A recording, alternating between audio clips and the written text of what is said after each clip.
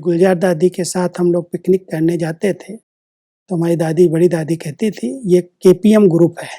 KPM group माना खाओ पियो मौज करो। जी। तो परमात्मा यहाँ कह रहे हैं, दादी भी कभी कभी, गुलजार दादी जवाब देती थी दादी को, खाओ पियो मौज करो लेकिन मेडिटेशन करो। ये केपीएम डबल केपीएम है।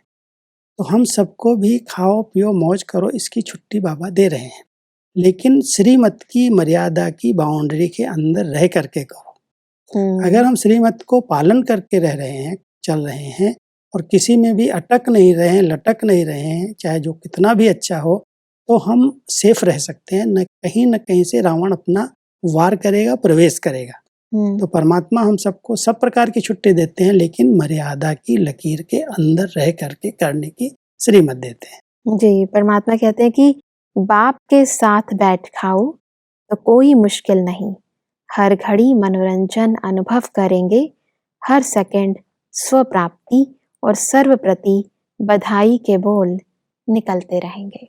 बहुत अच्छी विधि है जी। एक दूसरे के प्रति बधाई निकलेगी जब हम परमात्मा के साथ खाएं पिएं रहें, ऐसे लगे वो मेरे साथ साथ है, तो नेचुरल है कि वो खुशी अंदर से रहेगी, एक दूसरे की विशेषताएं दिखाई देंगी और हम एक दूसरे को बधाइयाँ देते रहेंगे। परमात्मा कहते हैं कि जो सी फादर करने वाले हैं वे परमात्मा के समीप बच्चे हैं, और जो सी फादर के साथ सी सिस्टर ब्रदर कर देते वह समीप के बच्चे नहीं, दूर के हैं। परमात्मा कहते हैं कि फॉलो फादर करने वाले कभी भी किसी परिस्थिति में डगमग नहीं होंगे, क्योंकि फादर कभी डगमग नहीं हुआ है ना, तो सी फादर करने वाले अचल अडोल एक रस रहेंगे। अगर कोई को भी अपनी स्थिति अचल अडोल एक रस बनानी है तो उसकी बड़ी अच्छी विधि है केवल बाबा को देखना, बाबा को फॉलो करना। क्योंकि किसी भी आत्मा को अगर हम देखते हैं, कोई बहन को देखा, कोई भाई को देखा, कोई दादी को देखा, उनके अंदर भी कोई न कोई कमी हो सकती है, कोई संस्कार हो सकते हैं, कोई उनके हिसाब किताब हो सकते हैं।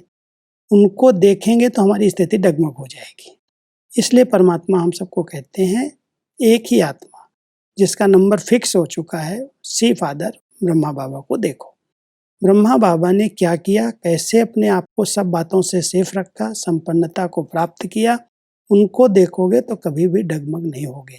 और किसी भी आत्मा को देखा तो उनकी स्थिति के आधार से आपकी स्थिति भी नीचे ऊपर होती रहेगी। इसलिए अचल अडोल एक रस स्थिति बनानी है तो सी फादर फॉलो फादर। बिल्कुल।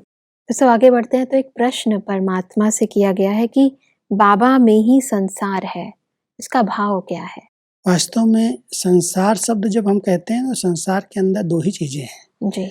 एक है व्यक्ति और एक है वैभव, पदार्थ है। तो जब हम किसी भी बात में किसी व्यक्ति से संबंध जोड़ते हैं तो वो व्यक्ति की आकर्षण होती है, या कोई वैभव प्रकृति के कोई बने हुए पदार्थ मुझे आकर्षित करते हैं। जब हम बाबा को अपना संसार बना लेते हैं तो सब व्यक्तियों के जो संबंध हैं उन सब संबंधों का रस हम एक बाबा से ले सकते हैं। और जब एक को संसार बनाते हैं तो एक बीज है, और बीज को अगर हमने अपना बना लिया तो सारा वृक्ष अपना हो जाता है। जो चीजें हैं सब उसकी हैं और उसके द्वारा हमें जो आवश्यकताएं सब प्राप्त हो जाती हैं जी। इसलिए परमात्मा कहते हैं बच्चे बाबा ही तुम्हारा संसार है, और संसार में अगर एक को देखोगे तो सब प्राप्तियां अपने आप हो जाएंगी, सब संबंधों का भी रस मिल जाएगा, सब वस्तुओं की भी प्राप्ति हो जाएगी। लेकिन एक को संसार बनाओ तो बुद्धि का भटकना बंद हो जाएगा।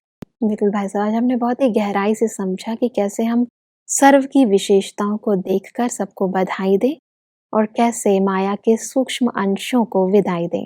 भाई साहब, स्पष्टीकरण के लिए आपका बहुत बहुत धन्यवाद। ओम शांति।